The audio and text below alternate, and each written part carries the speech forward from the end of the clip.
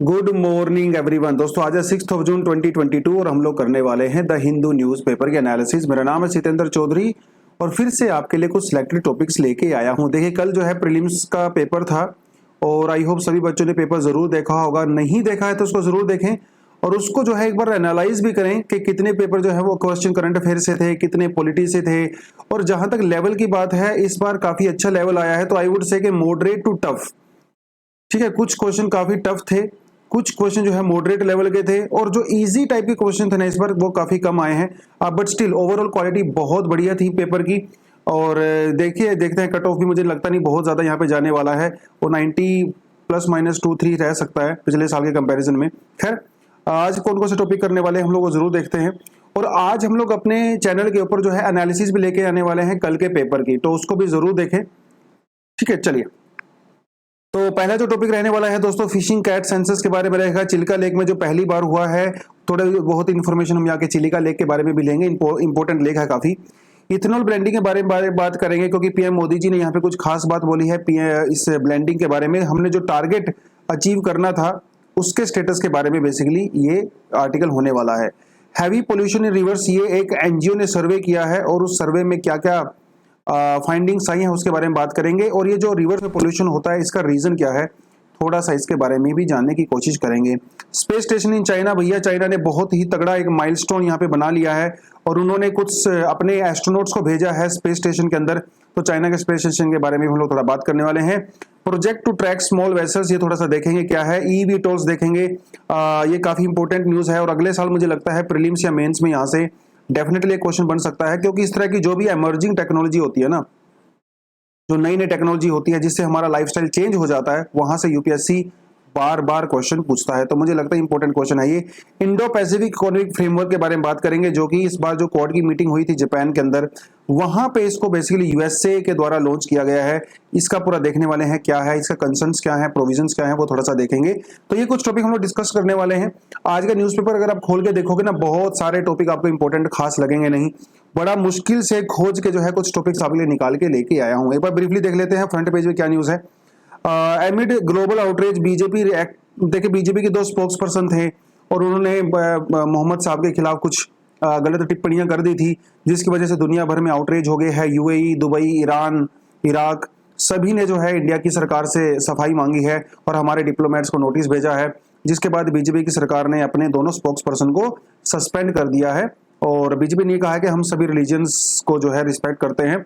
और यूएई वगैरह ने ये भी कहा कि इंडिया में जो Islamophobia over a period of time जो इंक्रीज हो रहा है, बहुत सारे एग्जांपल आप इसके यहाँ पे देख सकते हो, तो उसके बारे में भी बात कही है। तो ये थोड़ा सा एक न्यूज़ है। रीजनलिज्म, कम्युनलिज्म, वो थोड़ा आपको पता होना चाहिए। अपने जीएस पेपर 4-1 में जो सोसाइटी वाला पार्ट आता है ना, वहां पे जो है कम्युनिज्म एक टॉपिक रहता है बहुत इंपॉर्टेंट।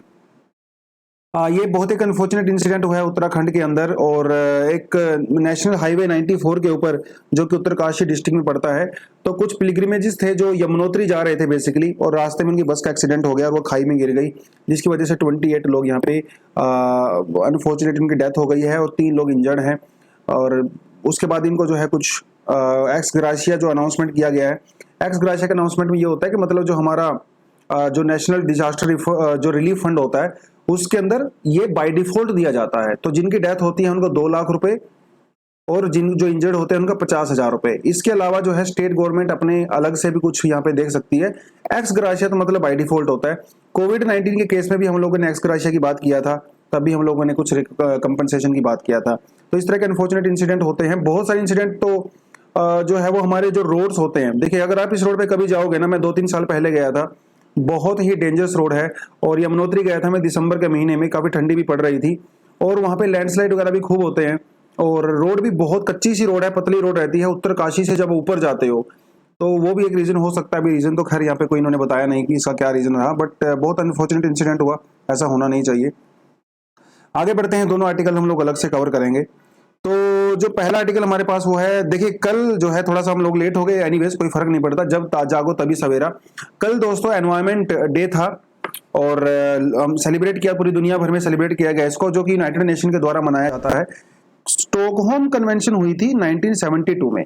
देखिए 1992 में हुई थी रियो अर्थ समिट, जिसे हम लोग अर्थ समिट के नाम से जानते हैं। और इसके बाद जो है बहुत सारी चीजें शुरू हो गई थी, जैसे हम लोग UNFCCC की बात करते हैं, CBD की बात करते हैं, हम लोग एजेंडा 21 की बात करते हैं, हम लोग जो है UN जो है CCCD की बात करते हैं, हम लोग फॉरेस्ट प्रिंसिपल्स की बात करते हैं। वो सारी चीजें जो अर्थ समिट से चली थी, लेकिन अर्थ समिट से भी 20 साल पहले एक और कन्वेंशन हुई थी जो अपने आप में दुनिया की पहली इंटरनेशनल कन्वेंशन कही जाती है। ये हुई थी स्टॉकहोम के अंदर, आपके ध्यान रखना है 1972, और यहीं से यूनाइटेड नेशन एनवायरमेंटल प्रोग्राम की शुरुआत भी हुई थी। ठीक है, तो ये आपको पता होना चाहिए। 5 जून से लेके 16 जून तक हुआ था। खैर इसके अंदर कोई बहुत ज्यादा कंक्रीट स्टेप तो नहीं लिए गए थे, बट स्टिल उस समय तक जो है रिकॉग्नाइज कर लिया था पूरी दुनिया ने कि क्लाइमेट को जो है प्रोटेक्ट करने की जरूरत है। और वही 1970s का ही वो दौर था जब ओजोन का होल भी डिस्कवर किया गया था। बाद में फिर हम लोगों ने वियना कन्वेंशन, मॉन्ट्रियल प्रोटोकॉल किया ओजोन के लिए, तो वो थोड़ा इंपॉर्टेंट टॉपिक आप उसको देख लीजिएगा। उसके बाद हमारे पास यहाँ पे न्यूज आती है, world's first fishing cat census done in the Chilika. देखिए पिक्चर इन्होंने दे रखी है फिशिंग कैट की। एक्चुअली फिशिंग कैट के बारे में अभी तक हमें बहुत ज्यादा इन्फॉर्मेशन नहीं थी। इन्फॉर्मेशन इन द सेंस कि कितने नंबर में है वो। देखिए फिशिंग कैट जो है वो वेटलैंड्स में रहती हैं, लेक्स वगैरह और वहां पे रहती हैं, और ये फिशिंग कैट की प्रेजेंस ये दिखाती है कि वो वेटलैंड का जो इकोसिस्टम है पूरी तरह से हेल्दी है। तो इसका सेंसस अब तक हम लोगों ने नहीं किया था, तो पहली बार जो है इसका सेंसस किया गया है चिलिका डेवलपमेंट अथॉरिटी के द्वारा। ये आपको थोड़ा सा पता होना चाहिए, ठीक है। उसके अलावा इसको जो किया गया है वो लोकल लोगों की हेल्प से किया गया है। तो लोकल जो फिशरमैन थे उन्होंने बहुत ज्यादा हेल्प किया इसमें, वो थोड़ा सा आप यहाँ पे देख सकते हो। और जहां तक फिशिंग कैट की बात आती है वो कहाँ कहाँ पे मिलती है, वो मिलती है आपको साउथ और साउथ ईस्ट एशियन रिवर्स के अंदर। जैसे इंडस में आपको मिलेगी, पाकिस्तान तक जो जाती है, मिकोंग जो वियतनाम में है उस रिवर तक आपको मिलेगा, श्रीलंका और जावा में भी मिलता है। हालांकि वियतनाम और जावा में पिछले 10 साल से कोई भी कैट नहीं देखी गई है, लेकिन हो सकता है आगे डिस्कवर हो जाए, है ना, इसके बारे में कुछ नहीं कह सकते। But anyways these are some of the things जो आपको पता होना चाहिए कैट के बारे में। चिलिका लेक के बारे में क्योंकि ऊपर ये किया गया है तो चिलिका लेक हमारे लिए दोबारा से इंपॉर्टेंट हो गया है। चिलिका भी आप देख सकते हो जैसे इंडिया के ईस्टर्न कोस्ट में पड़ती है, उड़ीसा में पड़ती है चिलिका लेक। ये येलो कलर का यहाँ पे दिखा रखा है। अगर थोड़ा सा आपको मैं जूम इन करके डायग्राम दिखाऊं तो यहाँ पे देखिए ये है हमारी चिलिका लेक, ठीक है। और चिलिका लेक में ये है दया रिवर, देखिए ये दया रिवर है, और दया रिवर जो है यहाँ पे ड्रेन करती है चिलिका रिवर के अंदर। दया रिवर की ही एक और छोटी सी जो है डिस्ट्रीब्यूटरी है जिसका नाम है भार्गवी रिवर, ठीक है। तो ये भी यहीं से मिलती है, आपको ये भी पता होना चाहिए, ठीक है। तो थोड़ा सा चिलिका लेक है। चिलिका लेक दोस्तों एक ब्रैकिश वाटर लेक है, ठीक है। ब्रैकिश वाटर लेक वो होती है जहां पे फ्रेश वाटर और सोल्ट वाटर दोनों आपस में मिक्स हो जाते हैं, ये आपको पता होना चाहिए। कुछ इन्फॉर्मेशन हम लोगों ने यहाँ पे लेके आए हैं। ये तो दुनिया की जो है second largest brackish water lake है, जो दुनिया की सबसे बड़ी है वो है न्यू कैलेडोनिया। तो ये second largest brackish water lake है, ठीक है। कमेंट सेक्शन में आप मुझे जरूर बताएं, मैं आपको पहले करवा चुका हूं कि सोल्ट वाटर में, ब्रैकिश वाटर में और फ्रेश वाटर में क्या फर्क होता है, ठीक है। सोल्ट, ब्रैकिश और फ्रेश वाटर, ठीक है। कमेंट सेक्शन में वेट करूंगा मैं आप सभी का और देखूंगा कितने बच्चे कमेंट करते हैं। खैर ये लगून है। लगून क्या होता है, जैसे आप यहाँ पे क्लियरली देख सकते हो, तो एक तरफ ओशन होता है और एक तरफ जो है ये वाटर बॉडी होती है, इसके बीच में जो है कुछ बैरियर होता है, तो इस तरह के उसको लगून बोलते हैं, ठीक है, लगून बोलते हैं। तो उसके अलावा दया रिवर के बारे में हमको मैंने बता ही दिया। चिलिका लेक जो है वो 64 किलोमीटर लंबी है और 13.5 किलोमीटर वाइड है ना, ईस्ट वेस्ट डायरेक्शन में, आपको ये पता होना चाहिए, ठीक है। बहुत सारे माइग्रेटरी बर्ड्स हैं जो यहाँ पे आते हैं रशिया से, किर्गिस्तान वगैरह से, स्टेपे मंगोलिया वगैरह से विंटर के दौरान। और अपने आप में कुछ लोग मानते हैं कि दुनिया की सबसे लार्जेस्ट विंटरिंग ग्राउंड भी है ये, खासकर साउथ ईस्ट इंडियन सब कॉन्टिनेंट के अंदर सबसे ज्यादा बर्ड्स यहाँ पे आते हैं। और ये it's has been listed as a Ramsar site of course, और यूनेस्को वर्ल्ड हेरिटेज साइट में भी टेंटेटिव लिस्ट में रखी गई है। मतलब अभी डिक्लेयर नहीं हुआ है लेकिन टेंटेटिव लिस्ट में है, ठीक है। उसके अलावा इसको इंडिया की पहली इंडियन वेटलैंड डिक्लेयर किया गया था रामसर कन्वेंशन में, जो इंटरनेशनल इंपोर्टेंस की रिवर होते हैं 1881 के अंदर। उसके अलावा यहाँ पे इरावली डॉल्फिन भी पाई जाती हैं, और इसके अंदर एक्चुअली एक आइलैंड है, सातापद आइलैंड, ठीक है, शायद यहाँ पे दिखा भी रखा होगा, तो यहीं पे कहीं पड़ता है वो सातापद आइलैंड वगैरह, थोड़ा सा इस तरफ। यहाँ पे जो है वो इरावली जो रिवर है हमारी इधर से घूमते हुए वो यहाँ पे आ जाती हैं, ठीक है। उसके अलावा यहाँ पे एक कालीजाई टेम्पल भी पड़ता है, इसी के ऊपर एक आइलैंड है चिलिका लेक के अंदर, वहां पे कालीजाई टेम्पल। तो ये दो चीजें आपको डेफिनेटली पता होनी चाहिए प्रीलिम्स के पर्सपेक्टिव से। एक तो ये सतपद आइलैंड और ये कालीजाई टेम्पल, ये पूछ सकता है प्रीलिम्स में। जिस तरह के सवाल इस बार पूछे हैं वो तो छोटी छोटी डिटेल से उसने क्वेश्चन पूछ लिए हैं, जो कि यूजुअली हम लोग इग्नोर कर देते हैं। 10% इथेनॉल ब्लेंडिंग गवर्नमेंट गोल पीएम मेट। तो मोदी जी ने कहा है कि हम लोगों को जो टारगेट अचीव करना था उसको हम लोगों ने 6 महीने पहले ही टारगेट अचीव कर लिया बेसिकली। और ये जो टारगेट था वो क्या था कि हम लोगों को 10% अपने पेट्रोल के अंदर जो ब्लेंडिंग हम लोग करने वाले हैं इथेनॉल की, वो नवंबर के महीने तक करेंगे। लेकिन ये टारगेट हम लोगों ने मई के महीने में ही अचीव कर लिया है, ऐसा मोदी जी ने सबको बेसिकली कॉन्ग्रेचुलेट करके कहा है। और उन्होंने कहा है कि इसकी वजह से इंडिया में 27 lakh ton of carbon dioxide का जो एमिशन होना था वो नहीं हो पाया, उतना हम लोगों ने सेव कर लिया। और हमारे जो फार्मर्स हैं उनको 40,600 करोड़ रुपए का बेनिफिट हुआ है बिकॉज ऑफ दिस, ठीक है। और ये थोड़ा आपको पता होना चाहिए। हमारा टारगेट क्या है? हमारा टारगेट है 20% इथेनॉल की ब्लेंडिंग अप टू 2025-2026, ये हमारा टारगेट है। पहले ये हमारा टारगेट 2030 का था, लेकिन अभी हम लोगों ने इसको अपडेट कर दिया है। तो इथेनॉल ब्लेंडिंग क्या होती है आपको पता चली गया। इथेनॉल जो है बहुत इंपॉर्टेंट बायोफ्यूल होता है, और ये फर्मेंटेशन वगैरह के, शुगर के फर्मेंटेशन से मेज वगैरह भी इसमें यूज कर दिया जाता है, वहां से इसको यूज किया जाता है, ठीक है। और ये प्रोग्राम जब हम लोगों ने चलाया था तो इसका टारगेट हम लोगों ने यहाँ पे मेंशन कर दिया है। अब बायोफ्यूल को लेकर 2020 में ऑलरेडी प्रीलिम्स में एक सवाल पूछा जा चुका है, यूपीएससी का सवाल आपके सामने है। स्क्रीन को जो है पॉज करें, कमेंट सेक्शन में इसका आंसर करें। According to the India's national policy on the biofuels, which of the following can be used as a raw material for the production of the biofuels. 2020 का UPSC का question है ये, prelims का। तो cassava, damaged wheat grains, groundnut seed, horse gram, rotten potatoes and the sugar beet. आपके सामने option दिए हुए हैं, कमेंट सेक्शन में सही आंसर इसका बताएं, ठीक है। गलत भी है तो भी बताएं, कोई दिक्कत नहीं है। पार्टिसिपेशन करना ज्यादा जरूरी है, क्योंकि करेक्ट आंसर तो मैं आपको कल बता ही दूंगा, राइट। चलिए आगे बढ़ते हैं दोस्तों। नेक्स्ट हमारे पास जो आता है वो आता है reverse facing heavy pollution, CSC. ये सीएससी क्या है? सीएससी जो है एक एनजीओ है, basically centre for the science and environment, और ये बहुत जाना माना और एक बहुत ही रेप्यूटेड इज्जतदार एक एनजीओ है, जो कि एनवायरनमेंट के बारे में जो है सर्वे वगैरह करता है। और इसकी अभी एक रिपोर्ट आई है, स्टेट ऑफ एनवायरनमेंट रिपोर्ट 2022, जिसमें इंडिया में बहुत सारी जो रिवर्स हैं उसके बारे में बेसिकली रिसर्च करता है। और बहुत सारे जो है एक्चुअली मॉनिटरिंग सेंटर्स होते हैं रिवर के ऊपर, तो हर मॉनिटरिंग सेंटर से वो पानी का सैंपल लिया जाता है, उसके बाद देखा जाता है कि इसके अंदर कौन कौन से पोल्यूटेंट्स हैं, उसके बेसिस पे ये रिपोर्ट तैयार की जाती है। तो इन्होंने ऑब्जर्वेशन क्या किया?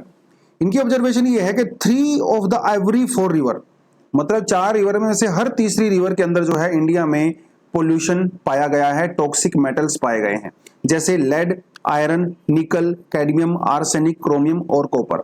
यहां पे आपसे मैं सवाल पूछता हूं, कमेंट सेक्शन में जरूर बताएं, आर्सेनिक और कैडमियम, इन 2 मेटल के संपर्क में आने से, कंज्यूम करने से, आपकी बॉडी में एंटर करने से बहुत ही इंपॉर्टेंट और जाने माने डिसीज होते हैं, जो यूपीएससी में और दूसरे एग्जाम में बार बार पूछे जाते हैं, ठीक है। कैडमियम और आर्सेनिक की वजह से कौन से रोग होते हैं, कमेंट सेक्शन में मुझे जरूर बताएं।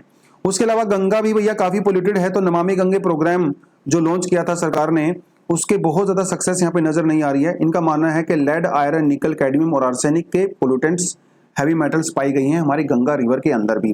कारण इन्होंने क्या बताया है? देखिए कारण हम सबको पहले से पता ही है, poor waste water treatment. Of course जो इंडस्ट्री होती है वो सीधा ही पानी डाल देती है रिवर के अंदर, डायरेक्ट उसको ट्रीट नहीं करती हैं।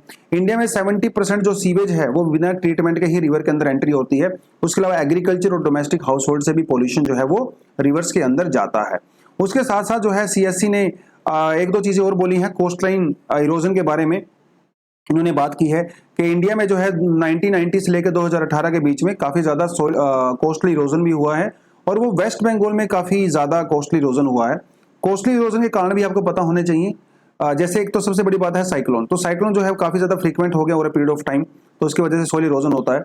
सी लेवल राइज हो गया because of the climate change, वो भी यहाँ पे एक्टिविटी करता है, जिससे वेव्स वगैरह काफी स्ट्रॉन्ग हो गई हैं। उसके अलावा जो है कोस्टल एरिया में हार्बर्स वगैरह की कंस्ट्रक्शन हम लोग करते हैं, लगातार नई पोर्ट्स बना रहे हैं, जो एग्जिस्टिंग पोर्ट होती हैं उनको एक्सपेंड करते रहते हैं, वो सारी चीजें हैं। बीच माइनिंग भी काफी ज्यादा हो गई है, और डैम्स वगैरह हम लोग जब बनाते हैं इनकी वजह से कोस्टल इरोजन होता है, ठीक है। तो एक इंडेक्स होता है इंटरनेशनली जो कि 2012 में स्टार्ट हुआ था, 2012 में कुछ साइंटिस्ट लोगों ने मिलकर ये स्टार्ट किया था, ओशन हेल्थ इंडेक्स 2012 में, ठीक है। इसमें भी जो है इंडिया की परफॉर्मेंस काफी पुअर है, मतलब पुअर तो इतनी पुअर नहीं कहेंगे, लेकिन जो वर्ल्ड एवरेज है ना उससे थोड़ा सा कम है। और ये जो ओशन हेल्थ इंडेक्स है, इसमें जो है ओशंस की हेल्थ वगैरह मेजर की जाती है, कोस्टल एरिया के अंदर क्या क्या चीजें हो रही हैं, सोशल वैल्यू, जॉब्स वगैरह। एक्चुअली कुल मिला के जो है 8-10 पैरामीटर होते हैं ओशन हेल्थ इंडेक्स को मेजर करने के लिए, biodiversity, carbon storage, clean water, food provisions, natural product, sense of place वगैरह, वो सब करके, ठीक है। थोड़ा बहुत आपको पता होना चाहिए, और क्योंकि इस तरह की छोटी छोटी इन्फॉर्मेशन हमारी आंखों से निकल जाती है और यूपीएससी उस पर फोकस कर लेता है। खैर आगे बढ़ते हैं। नेक्स्ट हमारे पास आता है China marks new space milestone. तो भैया जो इस समय हमारा इंटरनेशनल स्पेस स्टेशन है, ठीक है, इंटरनेशनल स्पेस स्टेशन दुनिया में इंसानों के द्वारा अभी तक का बनाया हुआ सबसे बड़ा स्ट्रक्चर है, ठीक है, जो कि हमारे लो अर्थ ऑर्बिट में है, मतलब 400 किलोमीटर के आसपास है, लो अर्थ ऑर्बिट में ट्रेवल करता है, ठीक है। लेकिन क्योंकि यूएसए डोमिनेटेड है, यूएसए, रशिया, कनाडा, कई सारी यूरोपियन यूनियन, बहुत सारी कंट्री करते हैं, चाइना इसका पार्ट नहीं है। अब क्योंकि यूएसए और चाइना के बीच में स्पेस वॉर चल ही रहा है और भी दूसरे वॉर भी चल ही रहे हैं उनके बीच में, प्रॉक्सी वॉर्स, तो चाइना ने कहा कि मैं आपके ऊपर डिपेंड नहीं करूंगा, मैं अपना जो है खुद का स्पेस स्टेशन बनाऊंगा। स्पेस स्टेशन देखिए कुछ इस तरह का होता है दोस्तों, ये आप यहाँ पे क्लियरली देख सकते हो, ये बहुत बड़ा स्ट्रक्चर होता है, आपका पिक्चर में बहुत छोटा सा नजर आ रहा होगा, तो ये तो इसका सोलर पैनल हो गया जहां से इसको एनर्जी मिलती है। और ये देखिए जो बहुत बड़े बड़े एरियाज होते हैं, जैसे मान लो ये यहाँ पे एक लेबोरेटरी है, ठीक है, यहाँ पे जो है कुछ और इन्होंने बनाया होगा सर्वे वगैरह करने के लिए, ये एक अलग स्ट्रक्चर होता है जहाँ पे क्रू मेंबर वगैरह है जो रेस्ट करते हैं वो रहते हैं, तो बहुत बड़ा होता है स्पेस स्टेशन। ये सारे के सारे जो अलग अलग यूनिट आपको नजर आ रहे हैं ना, ये अलग अलग मॉड्यूल इनको बोलते हैं, हर मॉड्यूल का अपना एक फंक्शन होता है रिसर्च वगैरह करने के लिए, वो सारी की सारी चीजें, ठीक है। जैसे इसका एक मॉड्यूल है जो है तियाने मॉड्यूल है जिसको अभी लॉन्च किया गया है, तो आपसे सवाल पूछ सकता है कि तियाने वाज रिसेंटली न्यूज, तो ये किससे रिलेटेड है? ये चाइना के स्पेस स्टेशन से रिलेटेड है। तो इन्होंने क्या किया, एक्चुअली 2011 में ही इसकी शुरुआत हो गई थी और इसका नाम होता है तियांगोंग स्पेस स्टेशन। 2011 में शुरुआत हुई थी, एक्चुअली 3 बार इनको भेजा गया था, अभी जो लेटेस्ट भेजा गया है वो उसमें जो है 3 क्रूड मेंबर को भेजा गया है। तो ये बहुत बड़ा एक अचीवमेंट है चाइना के द्वारा कि इतनी एडवांस टेक्नोलॉजी, तो स्पेस टेक्नोलॉजी वैसे दुनिया में सबसे एडवांस टेक्नोलॉजी ही मानी जाती है, कि उन्होंने 3 अपने एस्ट्रोनॉट्स को वहां पे भेजा है और ये परमानेंट स्पेस स्टेशन है। ऐसे 2011 में जो भेजा था शुरुआत वाला वो परमानेंट नहीं था, ये परमानेंट है भैया, तो हमेशा वहां पे रहने वाला है और लो अर्थ ऑर्बिट में ही इसको हम लोग एस्टेब्लिश करेंगे। है बेसिकली 350 से लेकर 450 किलोमीटर के बीच में रहता है ये, ठीक है, ये थोड़ा आपको पता होना चाहिए। इससे पहले जो है ये एक्चुअली जो हमारा अभी तक इंटरनेशनल स्पेस स्टेशन है उससे काफी छोटा होगा, लेकिन ठीक है, ये एक कंट्री है, वो भैया इतनी सारी कंट्री उसमें काम करती हैं, तो ये थोड़ा आपको पता होना चाहिए। और तिब्बत के अंदर जो है इनका जो लॉन्च स्टेशन है तिब्बत से, वहां से इसको लॉन्च किया गया है, ठीक है, थोड़ा सा इसीलिए मैंने ये आपको बता दिया। चलिए आगे बढ़ते हैं। नेक्स्ट हमारे पास जो टॉपिक है वो है project to track small fishing vessels pending since 26/11। देखिए सबको पता है कि 26/11 में जो टेररिस्ट आए थे वो स्मॉल बोट्स के अंदर आए थे, ठीक है, और स्मॉल बोट्स को ट्रैक करना बहुत आसान नहीं होता है, बड़ी बोट्स तो सैटेलाइट वगैरह से भी आप ट्रैक कर सकते हो। तो 26/11 के बाद सरकार ने ये प्रोजेक्ट किया कि हम लोग स्मॉल बोट्स को भी ट्रैक करेंगे। इसके लिए उन्होंने प्रोग्राम चलाने की बात कही थी, ठीक है, प्रोग्राम चलाने की बात कही थी जिसे कहा जाता है VMS, vehicle satellite based vehicle monitoring system. लेकिन अभी तक ये मॉनिटरिंग सिस्टम जो है वो लागू नहीं हो पाया। तो सोच के देखे 26/11 भैया कितने साल पहले हुआ था, तब से लेके अभी तक इसको हम लोग प्रॉपर तरीके से इंप्लीमेंट, छोड़िए शुरुआत नहीं हो पाई है। कारण क्या है कि जो स्मॉल बोट्स को ट्रैक करने का ये प्रोग्राम है ये लॉन्च क्यों नहीं हो पाया? इसके पीछे कुछ कारण है। पहले देखिए होता क्या है ना, जो छोटी छोटी बोट्स होती हैं अब उनके ऊपर आपको सेंसर लगाने पड़ते हैं, जैसे ट्रांसपोंडर वगैरह जिसको बोलते हैं, जीपीएस टाइप की जो डिवाइस होती है, तो ये उसके ऊपर जब लगाते हैं ना तो सैटेलाइट वगैरह उसको कैप्चर कर सकते हैं, मॉनिटर कर सकते हैं। अब होता यह है कि जो फिशरमैन होते हैं, छोटे छोटे जो फिशरमैन होते हैं, छोटी बोट जिनके पास होती हैं, वो इसको एग्री नहीं करते। क्यों नहीं एग्री करते? क्योंकि वो फिशरमैन हो सकता है कुछ इलीगल एक्टिविटी करते हों, हो सकता है वो कुछ इंटरनेशनल वाटर के अंदर चले जाते होंगे, तो इसलिए वो इसे लगाने से डर रहे हैं कहीं ऐसा ना हो कि उनकी एक्टिविटी को ही कैप्चर कर लिया जाए। हालांकि वो कोई बहुत ज्यादा टेररिस्ट एक्टिविटी नहीं कर रहे हैं, लेकिन कुछ ना कुछ कर रहे होंगे, तो वो उनके अंदर बहुत ज्यादा एंथुसियाज्म यहाँ पे नजर नहीं आ रहा है। दूसरी बात यह है कि जो फिशिंग है वो स्टेट सब्जेक्ट है और स्टेट गवर्नमेंट भी जो इसका अपोज कर रही है। उनका मानना है कि अगर ऐसा करेंगे तो सरकार हर फिश के ऊपर नजर रख सकती है और वो जो है सेंटर स्टेट रिलेशन की वो जो है यहाँ पे बात आती है। लेकिन ऐसा किया जाना चाहिए था क्योंकि ये फिशिंग बोट जो है वो बहुत ज्यादा हमारी इंटरनल सिक्योरिटी और हमारी जो टेररिस्ट अटैक वगैरह होते हैं उनके थ्रू हो जाते हैं। ये तो एक बड़ी छोटी बात होगी। एक और बड़ी बात है, जो बड़े बड़े बड़े जो शिप्स होते हैं, बहुत बड़े बड़े शिप्स होते हैं, ठीक है, वो लोग भी क्या करते हैं, कई बार इंटरनेशनल वाटर के अंदर एंट्री करते हैं और एक्चुअली जो बड़े शिप्स होते हैं ना, इनके ऊपर एक डिवाइस लगाया जाता है, जिस डिवाइस का यूज करके सैटेलाइट वगैरह से और जो इंटरनेशनल जो कम्युनिटी होती है, जो ट्रांसपोर्टेशन वगैरह होता है, वो इसके ऊपर नजर रख सकता है। ये एक्चुअली एक इंटरनेशनल मैंडेटरी रूल होता है कि जो शिप 20 मीटर से बड़े होते हैं उनके ऊपर ये एक तरह का डिवाइस लगाया जाता है, ठीक है। 20 मीटर से वाले छोटे डिवाइस होते हैं, वो कंपलसरी नहीं होते। तो चाइना कई बार क्या करता है, ये बड़े जो वेसल होते हैं जो 20 मीटर से बड़े होते हैं, वो साउथ चाइना सी, पैसिफिक ओशियन या इंडियन ओशियन के अंदर एंट्री तो कर जाते हैं और वो उस डिवाइस को ऑफ कर देते हैं, जबकि ये इलीगल है। उन डिवाइस को आप ऑफ नहीं कर सकते हो, ठीक है, फिर भी चाइना ऐसा करता है। तो उसके बारे में जो है हम लोगों ने यहाँ पे इनिशिएटिव लिया है। अभी क्वाड में जापान के अंदर मीटिंग हो रही थी जिसका नाम है Indo Pacific maritime domain awareness initiative, ठीक है। तो ये डार्क शिपिंग मेरा मतलब वही है कि जो अपने डिवाइस को ऑफ कर देते हैं और आप उसको ट्रैक नहीं कर सकते। तो ऐसे डार्क फिशिंग को जो है वो मॉनिटर करने के लिए यूज किया जाएगा ये program Indo Pacific maritime domain awareness, और इंडिया भी इसका पार्ट बन गया है। तो जो पैसिफिक आइलैंड्स होते हैं साउथ ईस्ट एशिया या इंडियन ओशन रीजन के अंदर, ऐसे जो भी डार्क शिप्स होंगे उसको मॉनिटर करने के लिए सैटेलाइट वगैरह की हेल्प ली जा सकती है।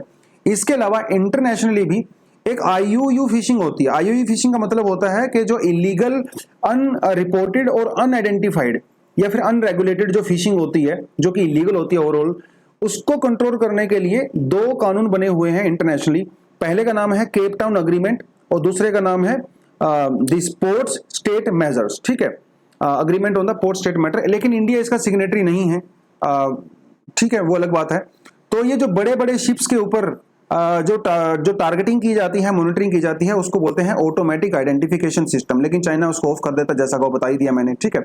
तो वो थोड़ा सा इन्फॉर्मेशन आपको यहाँ पे पता होना चाहिए। तो ये जो छोटा सा प्रोग्राम है जो चलाया है, यूपीएससी ऐसे ऐसे छोटे छोटे प्रोग्राम्स को बहुत ज्यादा नोटिस करता है, जो कि यूजली हम इग्नोर कर देते हैं। हमें लगता है छोटी सी न्यूज है, क्या पूछेगा, लेकिन वो पूछता यहीं से है। मेजर न्यूज तो सभी करके जाते हैं। तो ये कोड की ग्रुपिंग में जो हम लोगों ने चलाया है, बाकी मैंने चीज़ आपको बता ही दी, साउथ एशिया पैसिफिक वगैरह वो सारी चीज़ें, ठीक है। डार्क शिप्स मैंने आपको बता ही दिया क्या रहता है। चलिए आगे बढ़ते हैं। नेक्स्ट जो हमारे सामने है वो है the status of the EV tolls soon to be reality. तो ये ईवी टोल दोस्तों है क्या, देखिए ये थोड़ा आपको पता होना चाहिए। इसके पिक्चर मैं आपको दिखाता हूँ। ये देखिए, ये बेसिकली एक तरह का ड्रोन होता है, लेकिन ये ड्रोन ना बहुत बड़ा होता है, ठीक है। इस ड्रोन के अंदर आप सामान लेके जा सकते हो। और अगर आपने कभी ड्रोन देखा ना उड़ते हुए, तो ड्रोन किस तरह से उड़ता है, ड्रोन के जो है इस तरह से इधर इधर पंखे रहते हैं, चार छोटे छोटे, ठीक है, ये ड्रोन होता है। और वो ड्रोन ग्राउंड से सीधा वर्टिकली ऊपर जाता है और वर्टिकली ही नीचे आता है। तो उसके लिए उसको किसी रनवे की रिक्वायरमेंट नहीं होती है। तो ये भी बेसिकली बहुत बड़े ड्रोन जैसा ही है, जिसमें आप देख सकते हैं यहाँ पे बड़े बड़े फैन लगे हुए हैं, बड़े बड़े ये जो है इधर फैन लगे हुए हैं, ठीक है। इनकी हेल्प से क्या होता है, ये वर्टिकली ऊपर जाता है और वर्टिकली लैंड भी करता है। तो इसके लिए इसको रनवे की रिक्वायरमेंट नहीं है। और यहाँ पे देखिए कुछ स्वीट सीट्स हैं, तो आप यहाँ पे सामान भी रख सकते हो, आप खुद भी जा सकते हो। तो ये आपकी छत के ऊपर लैंड हो जाएगा, बेसिकली रनवे की रिक्वायरमेंट नहीं है, ये आपकी छत के ऊपर लैंड हो जाएगा और छत से ही जो है वो टेक ऑफ भी कर सकता है। तो इसे कहा जाता है ईवी टोल, ठीक है, ईवी टोल। तो ई तो मतलब, और ई वर्ड का मतलब क्या है, ई का मतलब है इलेक्ट्रॉनिक, मतलब ये बैटरी से चलने वाला है भैया, ये ऑयल से नहीं चलेगा, ठीक है, बैटरी से चलेगा, ऑयल से नहीं चलेगा। और वो बैटरी भी काफी बड़ी बड़ी होती हैं। और वी का मतलब होता है वर्टिकल, ओ का मतलब होता है ऑफ, ठीक है, और टी का मतलब होता है टेक ऑफ, ठीक है, और एल का मतलब होता है लैंडिंग। तो ये वर्टिकल ही लैंडिंग करता है, वर्टिकली ही टेक ऑफ करता है, ये आपको यहाँ पे थोड़ा पता होना चाहिए। और जहां तक इसकी कॉन्फ़िगरेशन की बात है, तो इसकी स्पीड कितनी हो सकती है, 441 किलोमीटर, रेंज होती है 161 किलोमीटर, से ज्यादा ही हो सकती है, मैक्सिमम तो ये 300 किलोमीटर तक भी जा सकती है। Payload 450 kilogram, wind speed 15 meter. मतलब ये थोड़ा सा ना फिल्मों जैसा लग रहा है, एकदम जैसे कोई हॉलीवुड की फिल्म चलती है जिसमें वो 2050 2060 की दुनिया दिखाते हैं। तो लोगों के पास ये होगा अपने, अब लोग क्या करेंगे फ्यूचर में, गाड़ी वाड़ी रखना भैया बंद कर देंगे, अपनी छत के ऊपर ये ईवीटोल उतारेंगे और इसी के थ्रू जो है अपने जहां भी जाना है उनको आराम से जा सकते हैं। तो इसको एयर टैक्सी की तरह भी यूज किया जा सकता है।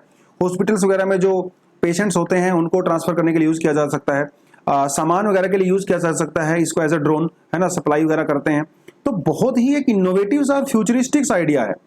और अभी इजराइल की कई सारी कंपनी, अमेरिका की और कनाडा की कई सारी कंपनी बेसिकली इसको बनाने में लगी हुई हैं।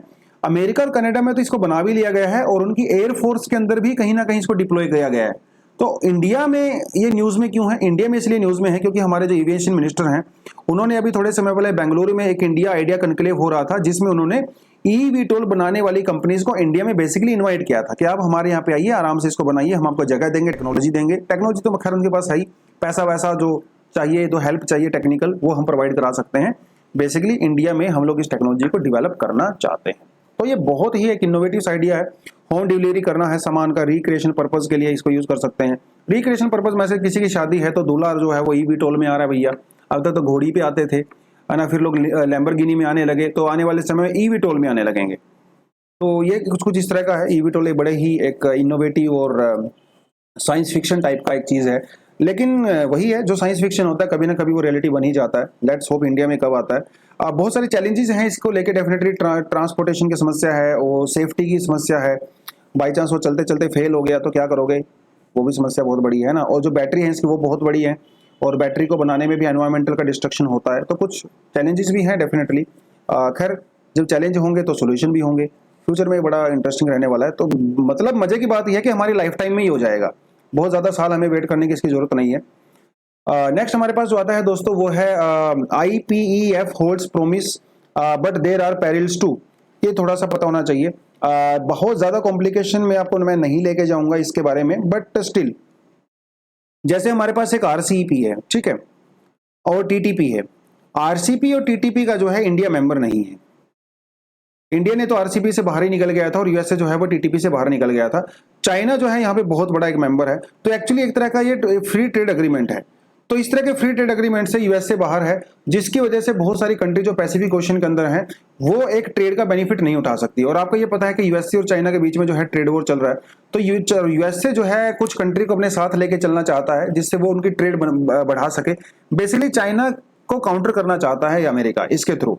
तो उसके जो यार दोस्त मित्र हैं उनके साथ उन्होंने एक डील किया है जिसका नाम है इंडो पैसिफिक इकोनॉमिक फ्रेमवर्क। आपको मैं बताता चलूं कि ये फ्री ट्रेड अग्रीमेंट नहीं है, ठीक है। फ्री ट्रेड अग्रीमेंट का नुकसान ये होता है कि अगर कोई एक पर्टिकुलर कंट्री अगर बहुत बड़ा मैन्युफैक्चरर होती है तो वो डोमिनेट करने लगती है, जैसे चाइना। इंडिया ने RCEP से इसीलिए बाहर किया था क्योंकि चाइना को इंडिया की मार्केट का अनलिमिटेड एक्सेस मिल जाता अगर इंडिया उसका पार्ट होता, और इसीलिए इंडिया उसका पार्ट नहीं बना क्योंकि चाइना हमारे यहाँ पे डंपिंग कर सकता था। तो लेकिन इंडो पैसिफिक इकोनॉमिक जो फ्रेमवर्क है वो फ्री ट्रेड अग्रीमेंट नहीं है। इसको अभी टोक्यो के अंदर जो कोड की मीटिंग चल रही थी वहां पे अमेरिका के द्वारा लॉन्च किया गया है। 13 कंट्रीज के अंदर हैं, Australia, ब्रूने, India, Indonesia, Japan, Malaysia, New Zealand, Philippines, Singapore, south Korea, Thailand, United states और वियतनाम, ठीक है। काफी इसमें एशियन कंट्री भी है, 3 कंट्री नहीं है, ठीक है। उसके अलावा इसका बेसिकली 4 पिलर हैं। ये प्रीलिम्स में डेफिनेटली आपसे पूछ सकता है, which of the following are the pillars of new IPEF।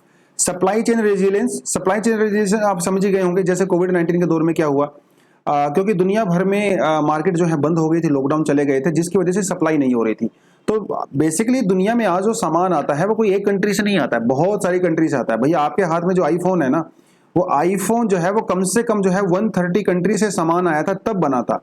तो ग्लोबल सप्लाई चेन जो है वो इंटैक्ट होनी चाहिए, तभी तो ट्रेड होगा। तो एक तो इनका ये कहना है कि हम लोग ग्लोबल सप्लाई चेन को रेजिलिएंट बनाएंगे ताकि फ्यूचर में अगर वायरस या कुछ तरह की दिक्कत होती है तो वो ना आए, जैसे रशिया यूक्रेन के इस वजह से भी वो दिक्कत हो गई थी, राइट। उसके अलावा क्लीन एनर्जी, डीकार्बनाइजेशन और इंफ्रास्ट्रक्चर, इसके ऊपर फोकस रहेगा। टैक्सेशन और एंटी करप्शन के ऊपर फोकस रहेगा। Fair and the resilient trade के ऊपर फोकस रहेगा। ये काफी इंपॉर्टेंट है, 4th वाला, ठीक है। तो ये क्या है पूरा मामला, थोड़ा सा देख लेते हैं एक बार। तो जो है पहली बातों को मैंने बता ही दिया कि इसका मेन पर्पस क्या है, चाइना को काउंटर करना है। दूसरी बात यहाँ पे है IPR रिजीम। IPR का मतलब होता है इंटेलेक्चुअल प्रॉपर्टी राइट, आप समझ ही गए होंगे। अमेरिका, यूरोप की बहुत सारी कंपनीज ऐसी होती हैं जो टेक्नोलॉजी डेवलप करती हैं, लेकिन उसके बाद कोई और उसकी टेक्नोलॉजी को डेवलप नहीं कर सकता। लेकिन यहाँ पे यूरोप तो आउट ऑफ स्पेस हो गया, हम लोग यहाँ पे अमेरिका की बात कर रहे हैं। अमेरिका की भी बहुत सारी कंपनी है जो किसी चीज को इनोवेट करती हैं और उसके ऊपर कॉपीराइट ले लेती हैं, जिसकी वजह से दूसरी कंट्री उसको यूज नहीं कर सकती, और अगर वो इसको यूज करती हैं तो अमेरिका उनके ऊपर सैंक्शंस लगा देता है। तो IPR रिजीम को जो है वो इससे जो है IPF से बाहर निकाल दिया गया है, क्योंकि यहाँ पे मोस्टली डेवलपिंग कंट्री है ना यार, इंडिया है, वियतनाम है, ये इस तरह की कंट्री। तो इन कंट्री के ऊपर अगर आप इतना सारा रिस्ट्रिक्शंस लगाओगे IPR की वजह से, तो ये कंट्री उसका पार्टिसिपेट नहीं करेंगी, इसलिए IPR इससे स्कोप से बाहर है। ये डेफिनेटली प्रीलिम्स में सवाल पूछा जा सकता है, काफी इंपॉर्टेंट पॉइंट है ये। लेकिन IPF को लेके काफी ज्यादा कुछ कंटेजियस इशू भी हैं। सबसे बड़ा जो इशू है ना वो है लेबर राइट्स और एनवायरमेंटल राइट्स, क्लाइमेट चेंज के रिगार्डिंग जो रहता है। इसमें देखिए लेबर राइट ना बहुत इंपॉर्टेंट है। देखिए थोड़े समय पहले आपने हम लोगों ने न्यूज किया था कि जो चाइना का जिंगजियांग प्रोविंस है, जिंगजियांग प्रोविंस में जो है बहुत सारा हाई क्वालिटी कॉटन पैदा होता है।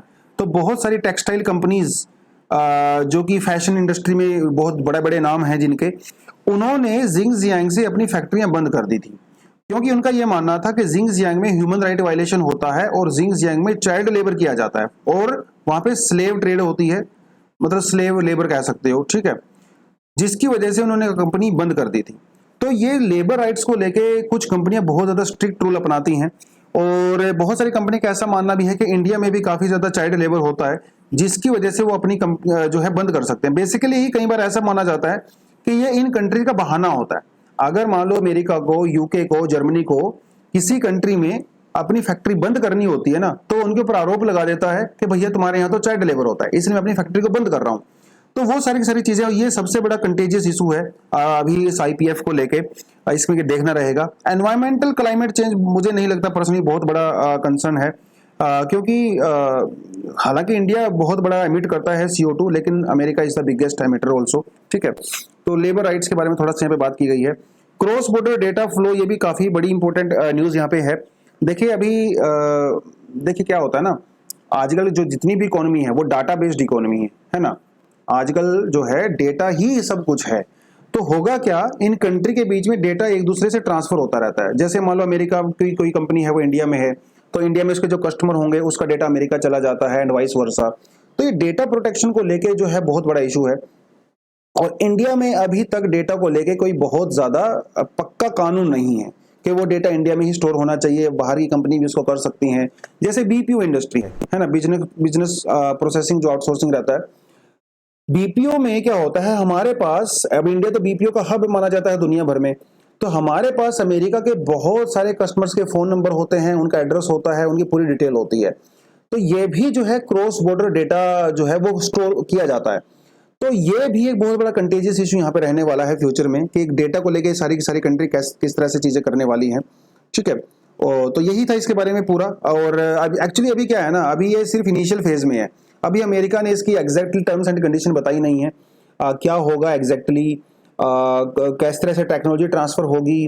बेसिकली अमेरिका का ये भी एक यहाँ पे एम है कि चाइना में जो अमेरिकन कंपनीज हैं उनको वो आउट ऑफ चाइना शिफ्ट करना चाहता है, उनको Vietnam, New Zealand, Brunei, India, Indonesia वगैरह में शिफ्ट करना चाहता है।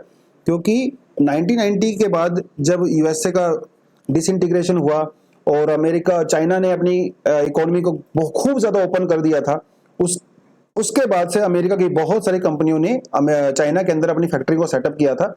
लेकिन अब अमेरिका चाहता है कि वो उसको चाइना से बाहर लेके आए। इतना आसान नहीं है, लेकिन शायद ये जो IPF है ये उस तरफ जो है कदम हो सकता है।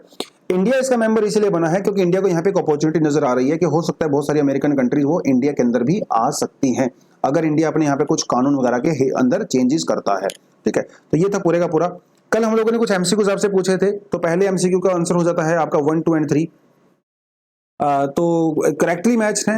एटलस माउंटेन जो है वो अफ्रीका के अंदर आती हैं, जो अगर आप अफ्रीका को देखो, ठीक है, तो यहाँ पे जो है आपके एटलस माउंटेन्स आती हैं। न्यू इंग्लैंड रेंज जो है वो ऑस्ट्रेलिया के अंदर आती है, यस। और जो है कैंटाबेरियन माउंटेन जो है वो यूरोप के अंदर आती है। तो तीनों हमारे यहाँ पे सही हो जाती है। Which of the following are the example of the fold mountains? Himalayas, Rockies and Alps, both all of them are the fold mountain. कल मैंने आपको पूछा था फोर्ड माउंटेन के टाइप क्या होती हैं, टाइप्स ऑफ माउंटेन कितनी होती हैं। सभी बच्चों ने यहाँ पे बहुत बढ़िया आंसर दिया।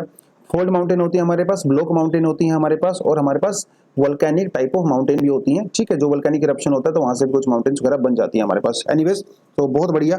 एक सवाल जो आपसे पूछा है आप इसका आंसर जरूर दें आज कमेंट सेक्शन में, ठीक है। और बाकी पढ़ाई करें, कल का पेपर है उसका थोड़ा बहुत हम लोग एनालिसिस करेंगे आज। आप खुद से भी एनालिसिस कर सकते हो, और जितनी भी तैयारी आपने की है थोड़ा बहुत, अगर आपके पास समय मिले तो आप टाइमर लगा के क्वेश्चंस को सोल्व भी करके देख सकते हो, ठीक है। चलिए दोस्तों, आज के लिए इतना ही। Thank you very much, all the best, जय हिंद।